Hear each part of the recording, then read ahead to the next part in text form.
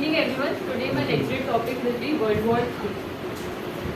Are there chances of World War III? Probably not.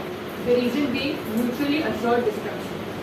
What is mutually assured destruction? As we have noticed in World War I and World War II, especially in World War III, where the ending was with the nuclear attacks in Japan, which caused a lot of life and a lot of destruction there, which made the superpowers of the world to ensure that they do, that such things do not happen in future.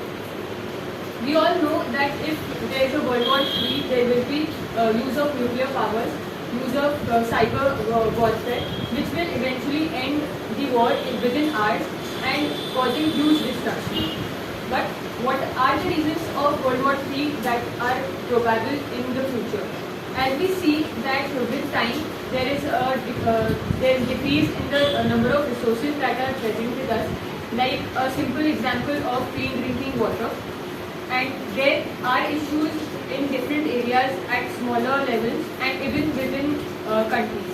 Like a small example being the Indus water, that is a dispute between India and Pakistan. So a war can this scarcity of resources can eventually lead to different nations fighting for control over these resources. But we also know that the destruction here is more than the competition that would be there for the resources. And also talking about the different events that have recently set people to think that the world war can happen, like the Russia-Ukraine war, where Russia decided to attack on Ukraine to take over the territory. But when we see, like as soon as the attack started, there were different nations that put sanctions on Russia to make it stop, and also like the NATO, which supported Ukraine to fight back, and eventually we have seen that even Russia has limited itself to only Ukraine.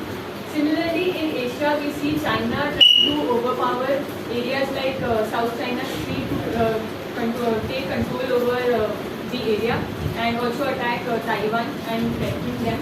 But in the end, I would like to say that World War is something of a far future, and if all the nations realize and move